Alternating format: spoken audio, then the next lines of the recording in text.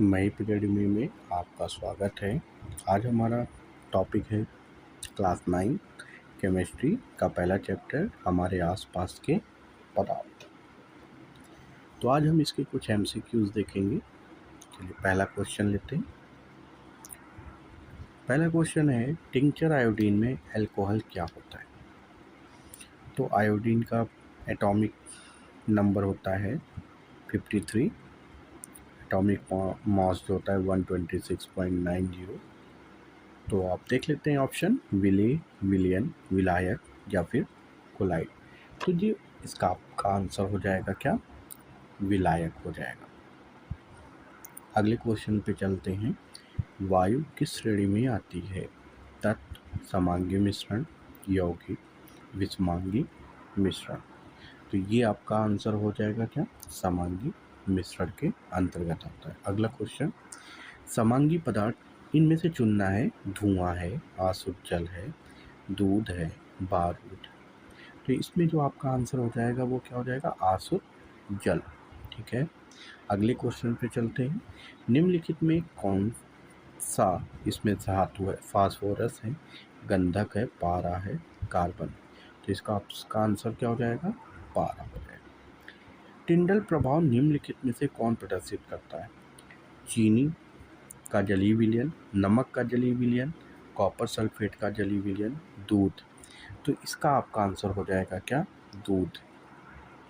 अगला, भूगर्भ में सर्वाधिक पाया जाने वाला तत्व कौन सा है। ऑक्सीजन, लोहा, एल्यूमिनियम, सिलिकॉन। इसका आंसर हो जाएगा क्या, ऑक्सीजन।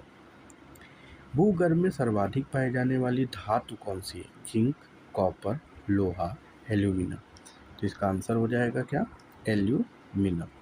अगला, निम्न में कौन सी यौगिक जो जल के साथ मिलाने पर कोलाइडी विलयन प्राप्त होता है। सुक्रोज, साधारण नमक, फिटकरी, एल्यूमिनियम। तो इसका आंसर हो जाएगा क्या, एल्यूमिनियम। कमरे के ताप पर कितने तत्व गैसीय अवस्था में पाए जाते हैं। 17, 11, 14, 15। तो इसका आंसर क्या हो जाएगा, 11। कमरे के ताप पर कौन सी अधातु द्रव अवस्था में पाई जाती है। Fluorine, chlorine, bromine, iodine. तो हमारा आंसर हो जाएगा ब्रोमीन। साबुन के जल में घोल किस श्रेणी में आता है। वास्तविक विलयन, कोलाइडी विलयन, निलंबन, शुद्ध पदार्थ। तो जो ये साबुन की जल में घोल की बात आती है, ये एक प्रकार का कोलाइडी विलयन होता है। ठीक है। अगला, पीतल तथा मिश्र धातु है। निम्न धातु मिलाई जाती है, इनमें कौन सी धातु मिलाई जाती है। कॉपर या जिंक, कॉपर या टिन, या जिंक या टिन, या फिर कॉपर और आयरन। तो इसका आपका आंसर हो जाएगा कॉपर और जिंक। ठीक है। अगले पार्ट में चलते हैं। अभी तक ज्ञात तत्वों की संख्या कुल कितनी है। 100 है, 118 है, 95 है, 110।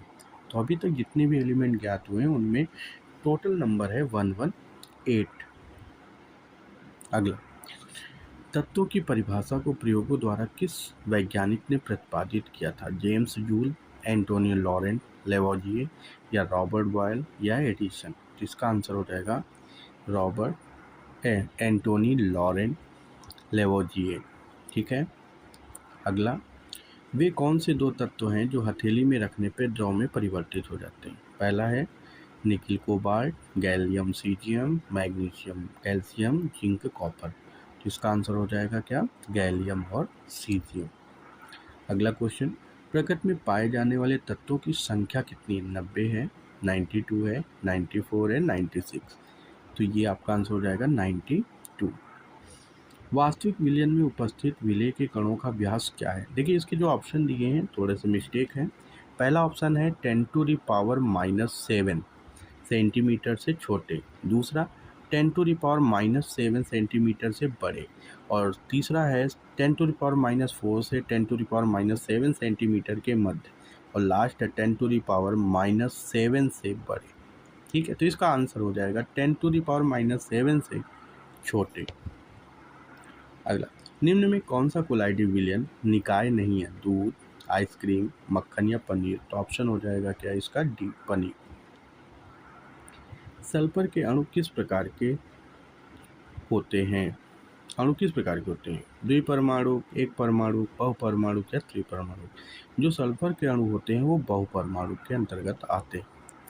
अगला क्वेश्चन, धुआं एक विषमांगी विलयन है जिसके अवयव निम्नलिखित में से कौन से होते हैं? ठोस या द्रव, ठोस plus gas, gas plus gas, द्रव प्लस गैस। इसका आंसर हो जाएगा ठोस प्लस गैस, क्योंकि धुआं एक विषमांगी विलयन है। लोहे की वस्तुओं में जंग लगना किस प्रकार की क्रिया है? विघटन तथा भौतिक परिवर्तन, विघटन तथा रासायनिक परिवर्तन, संक्षारण तथा भौतिक परिवर्तन, संक्षारण तथा रासायनिक परिवर्तन। तो इसका ऑप्शन हो जाएगा क्या? डी, संक्षारण तथा रासायनिक परिवर्तन। किस धातु में आघात वर्धिता का गुण पाया जाता है? लोहा, लेड, जिंक या सिल्वर। तो ये आपका आंसर हो जाएगा क्या? जिंक। किस तत्व के अणु में परमाणुओं की संख्या 3 होती? फास्फोरस, सल्फर, ओजोन या नाइट्रोजन। तो आपका हो जाएगा क्या? ओजोन। निम्नलिखित में से कौन सा जल शुद्ध है? समुद्री जल, नदियों का जल, वर्षा का जल या अशुद्ध जल। तो ये हमारा आंसर हो जाएगा क्या?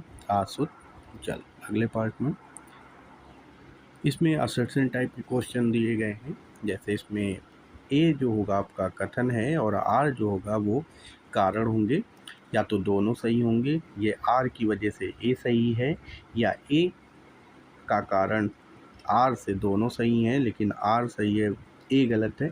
ये कुछ तरह ये 4 ऑप्शन दिए गए हैं। तो इसमें जो 25 नंबर क्वेश्चन वो कथन और कारण में लिया गया है। कथन कह रहा है चीनी का जलीय विलयन एक समांग विलयन है।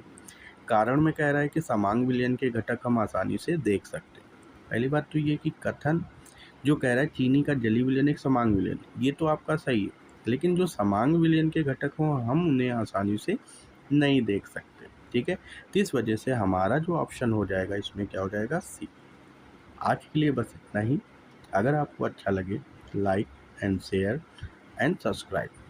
Thank you.